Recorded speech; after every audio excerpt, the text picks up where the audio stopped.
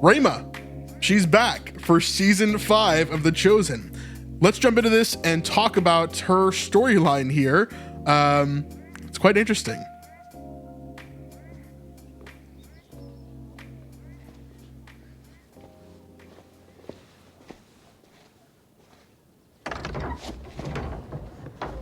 But real quick before we get to that, I want to let you know about today's video sponsor, which is Artsabox. I've been working with Artsabox for the last 4 years, and they are a really amazing company. It's an Israel subscription box that sends Israel to your door. If you can't afford to go to Israel, or if it's just not your time at this moment, then they can send local pieces, handmade pieces, directly to your door.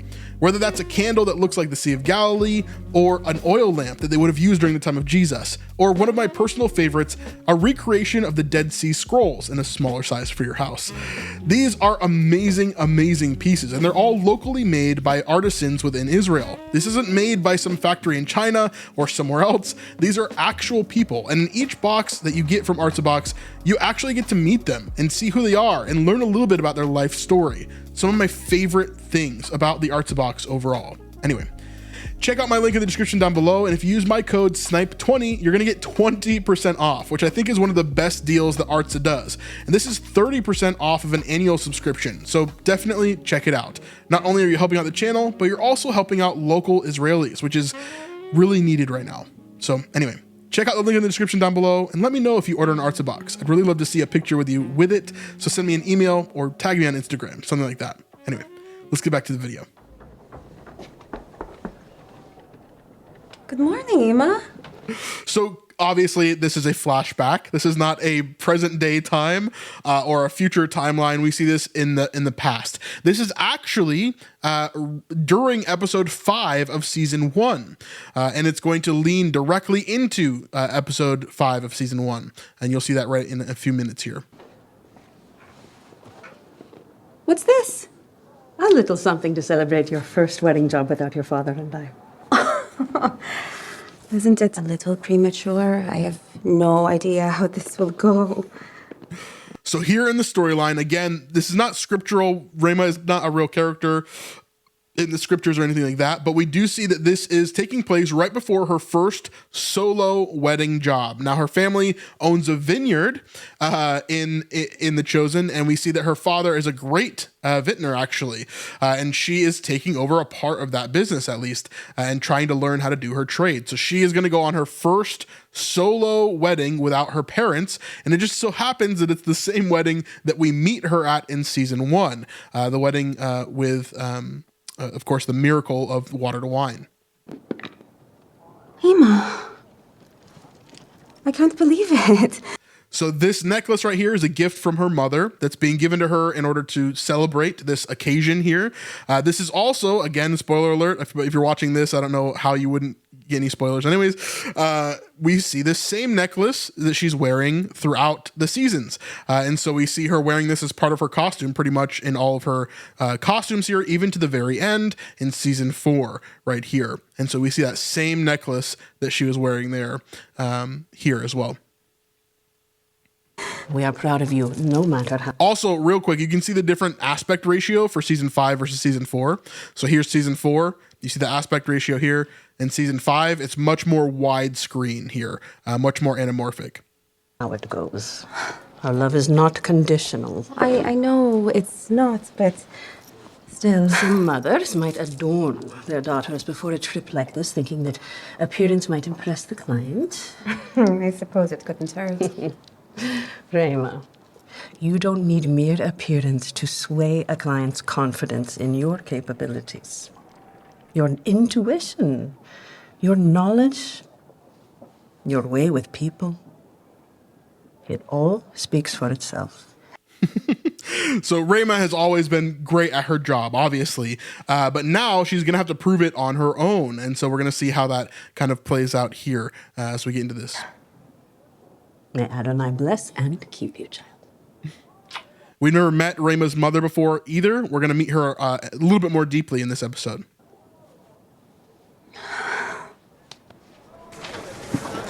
Now here is almost exactly where season 1, episode 5 starts. This is Thomas loading up the carriage here as they are getting ready to go to Cana and do this wedding ceremony for the first time as a solo group, rather than with Kafni and his wife, who we'll meet her later and hear her name later as well. Now listen, Thomas. My comrade Rafi didn't fare quite as well as me financially after our time together in the wars. So apparently Jesus and Kafni have a common friend in Rafi and his family. Now, Jesus grew up with Rafi's son, who was getting married. Asher and Sarah are their names that got married in season 1. So he grew up with Asher. And here we're seeing that Kafni actually knows Rafi and was friends with Rafi, or at least was with him during one of the wars that they fought in together. And so now he hasn't seen Rafi in quite a while, but he's sending portions of this catering for free to him in order to basically say as a gift, like to say that he remembers him and still loves him, all that kind of stuff. And so it's interesting here that we get a connection of Jesus and Kafni here in Rafi, who is also a non-biblical character, but within the story is really, really interesting. And we see a younger Thomas here, of course, wearing his older outfit and getting prepared for this first kind of wedding. The wedding tier he paid for is the 3-year vintage up top. And then as the evening wears on, the 2-year. The vineyard's cheapest arrangement. But I want to surprise him with generosity. He's a good man. He deserves it. Actually, I don't know if he's still a good man. It doesn't matter. He was when I knew him. A lot better than me, that's for sure. You are a good man, Kafni. You've been a mentor and a role model. Thank you, Thomas. My wedding gift is to shock and amaze Rafi and Dinah with our 15-year Augustus vintage. So this is the Augustus vintage that we saw back in season 1, again tying back into that, and this is about to have them be sent off. Now here we're seeing a very different relationship between Kafni and Thomas than we've ever really seen before, right? Kafni has always been a little bit hard on Thomas, even before Ramah's death and all of that kind of stuff, right? Even during season 2, whenever he's dropping off Ramah and we're seeing him kind of interact with Jesus and Thomas for the first time within the show, we see that he's pretty gruff and he's pretty harsh to Thomas, even in that very first scene with them as they're navigating their way toward Jesus. Yeah, it's quite harsh. And so this is a different side of Kafni that we've never seen before, where he's not necessarily gentle, but he's nice and he's being a role model and he's teaching Thomas what he's doing and telling him, how to be a great vintner and things like this. And it's a different side than we've ever seen before from him. At least for the first 2 barrels. You know the routine. If I didn't, you wouldn't be sending us alone. Don't embarrass me or the vineyard, Thomas. You have my word. Oh, how very Thomas. Everything set up way ahead of schedule. It's why we... And so again, we're seeing Ramah with her original costume as well, which is so trippy to see them. We'll pull up the other episode in a little bit here to kind of show you the differences. Keep him on. Quite a bit obsessive, that head of yours. I didn't ask for it, it just is. Make us proud, my sweet. Well, you'll do great, Thomas. I know he doesn't say the words to you, but deep down, he believes in you.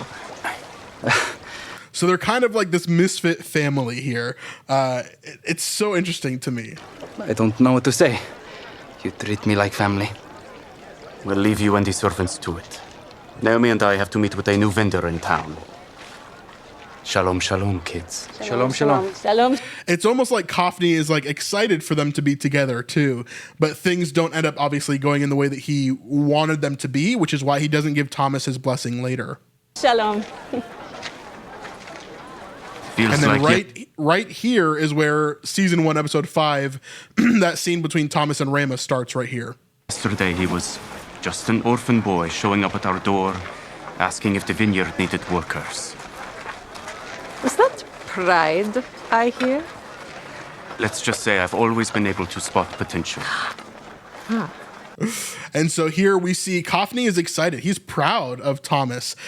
He's actually excited that he's part of what they're doing. And he remembers when Thomas came to them as an orphan boy, kind of lost and looking for work. And we don't know exactly how Thomas was orphaned. All we know is that he lost his father. And so we don't really know much more about Thomas than that. And so we know that now he's connected to Ramah, not just in a way of, hey, we work together and we're co-workers, but she's almost like a family member to him in a lot of ways, you know, an adoptive family member, obviously. And so of course, Kafni would know him very well and be very comfortable with him marrying his daughter. But of course, that doesn't necessarily happen. Now, as we continue on, we'll kind of get to this next section here with Thomas. Where is it? Keep on going past it, don't I? Here it is. So we get almost a mirror here, and let me go back to season 1. Actually, I'll do that real quick. Let me go back to season 1. Ramah, hold on. You're fine. All right. Season 1, episode 5. And let me go to the first scene we get with Thomas and Ramah as well.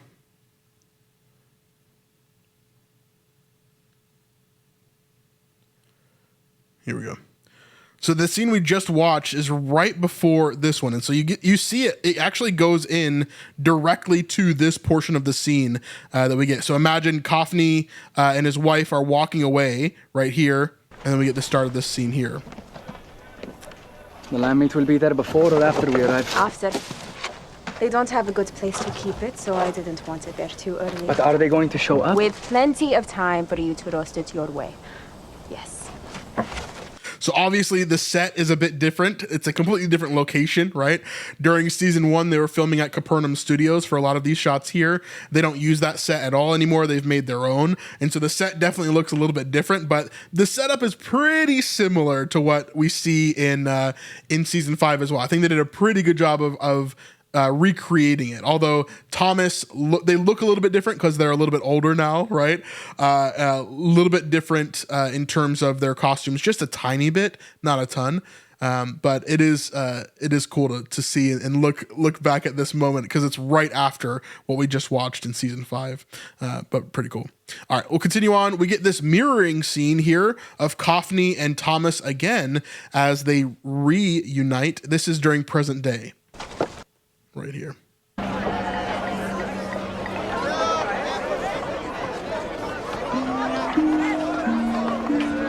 Obsessive, that head of yours. Kafni? No cucumber good enough, huh? So he knows Thomas pretty well. Obsessive, huh? It's for the Seder supper. Which is 3 days away. Always ahead of schedule. One thing I'll point out real quick, if you look in the background of these shots, you'll see the same background extras coming from both sides. Here, I'll show you here. So for example, No cucumber good enough, huh? It's right here, you see this lady in the green with the big hair here. Watch her and then look at the background on Kafni's shot here.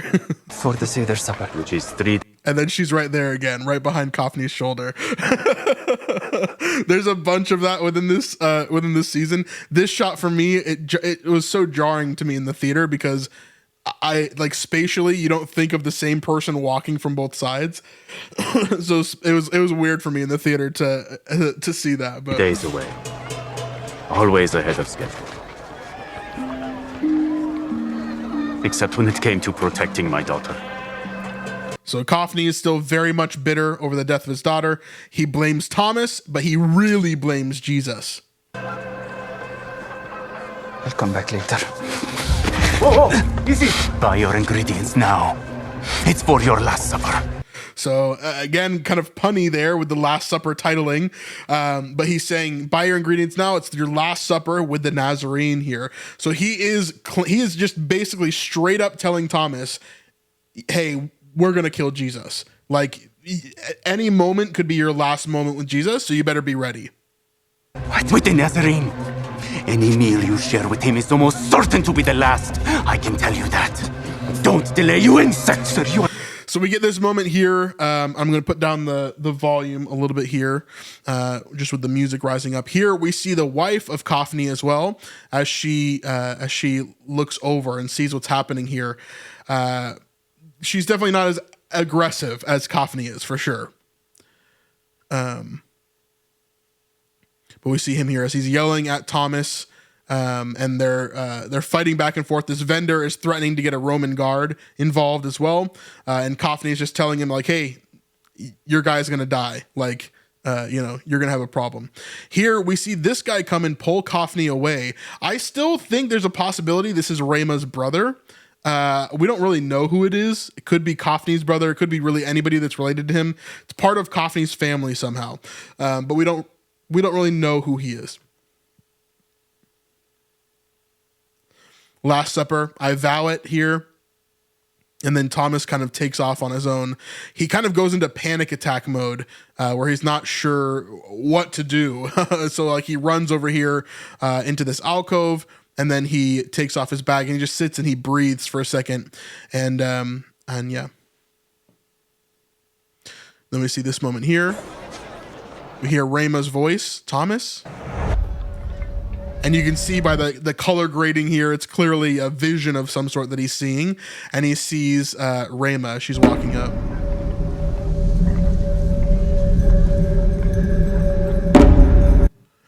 Again, I'm just going to mute that music there. He says, Ramah. Thomas? How is It's me. Naomi? So that's her name there. Naomi is Ramah's mother's name here. You looked like... I thought she was... I've had those moments too. So she has moments too where she thinks she hears Ramah's voice, or she thinks she sees Ramah in the distance. It's got to be hard, right? I've never experienced someone that close to me passing away. I've had grandparents pass away, but nobody immediately close to me that I was, that was in my life.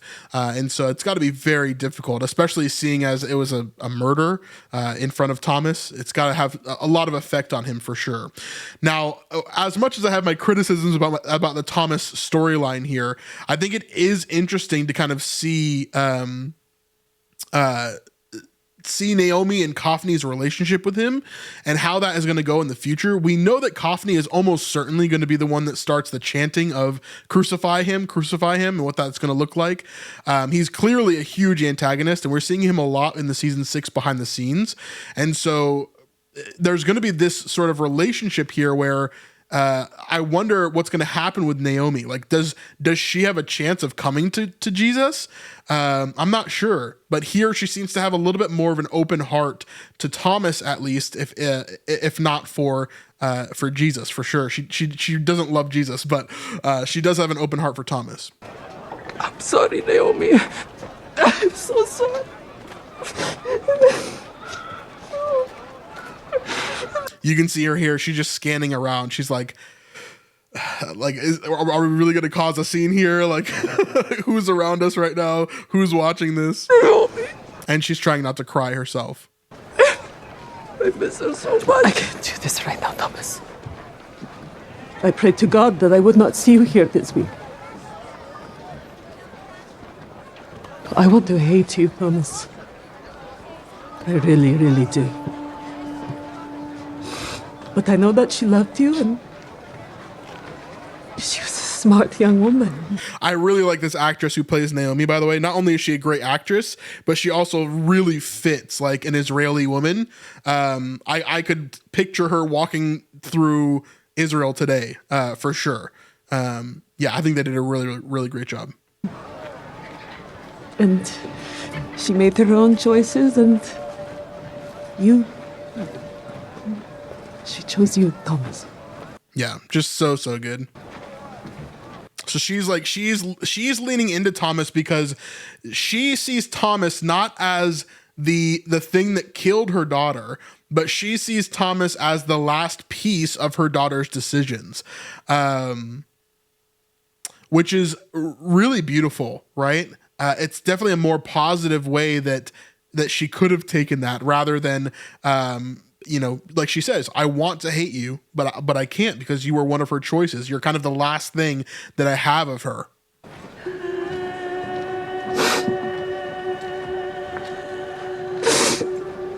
She was supposed to marry me, not the other way around. I'd give anything to take her place. So would I. So would Kafni. Gonna mute a little bit for that music there. Ramah loved the life that we were making. I know, Naomi says. And she loved Jesus. And then here's where Naomi kind of takes a turn here. She's like, I can't with that. That's name. I have not allowed myself to speak it. I have been critical and resentful and deeply troubled ever since. Yep. Again, just muting because of music here. These are things born in my own heart. So here, the reason why I wanted to talk about this point, normally I really only talk about biblical sections or sections that are like mega interesting to me. I brought this up because I think obviously Thomas and his whole ideology, what's going on through this season, is important. But here we have a moment of Thomas where he actually recognizes what he has done wrong. This line in particular, these are things born in my own heart. These things that I've been struggling with. And so when he thinks about Jesus and what is going on with Jesus during this time, he does recognize that what he is saying and what he is doing and how he is acting is wrong. And we know that it's wrong, right? We know that this is wrong, and most likely not how Thomas actually acted biblically. But we know this is wrong, and he knows it's wrong as well, which shows us that his heart is on the right track. He is trying to follow Jesus, but he's finding it very difficult right now because of all of these extra things in his life that are attacking him and making him second guess and question. So he isn't really truly doubting Jesus, but he's allowing a little bit of that to creep in, which makes him where he is now, where he's like kind of emo Thomas, as we've been talking about for the last 2 seasons. And so we see here that he truly does understand when he's talking to someone outside of the group. He's like, hey, I understand these things are born in my own heart. These are things that I have done, not things that Jesus has done to me or forced upon me or anything like that. So the raising of Lazarus and the death of Ramah, these are things that, yes, happened in the world, but Jesus didn't cause them. It wasn't his fault. And the things that I'm feeling about them are from my own heart. And so it shows us that Thomas definitely is at least a semi in control of that. He semi understands that. Born in my own heart. From my own guilt. Yeah, and I think that's a huge line as well. From his own guilt. It's not necessarily the things that have happened of why he's so angry, but it's the guilt that he feels of what else he could have done. Like potentially not running directly into Quintus. Which is still so silly to me, but what else could have he done? You know, what else how could he have changed the outcome of the situation? And that's the guilt that's kind of eating him alive. Jesus did not kill her. This may shock you, but I don't always understand unless it's spelled out for me. Ramah was the intuitive one. She believed everything he did. Yeah. So we get this really interesting section here, and again, I'm gonna you can see the rest of it on the episode itself, but we get this really interesting section here of like Thomas is understanding his own struggle, and he's trying to explain that to Naomi, that Naomi probably has hardness in her heart as well towards Jesus, and yet he cares enough about Naomi in this moment to try to bring her to Jesus regardless of the hurt that he's currently feeling. This shows us that Thomas is on the right track, that he is doing the correct things, which is really cool. It's really, really cool to see that for sure. In this moment, we still get moments, throughout this season, and I'm sure we're going to get others where Thomas is going to be emo Thomas, but we'll have to see when we get there overall. But some people in the chat are talking about how it's a possibility that Ramah could come back during the resurrection. It is a possibility. We're going to read this chapter later, but I'll bring it up now. Where is it? Don't I have it? Yes, right here. So also the chief priests of the scribes, elders mocked him, saying, wait, no, not this one. Where is it? There it is. And coming out of the tombs after his resurrection, they went into the holy city and appeared to many. When the centurion and those who were with him, keeping watch over Jesus, saw the earthquake and what took place, they were filled with awe and said, truly, this is the Son of God. So the tombs also were opened here. This could be a return of Ramah, probably during season 7, would be my guess. And I could see this definitely being a part of the whole Doubting Thomas section. I don't think I would love it, because I think it would take away from the point that it's about Thomas and Jesus, not Thomas and Ramah. But I also understand the fan base of The Chosen is mostly female, and they would love for the love story to come back. Yeah, and we get that quote from season 4, it's not her time.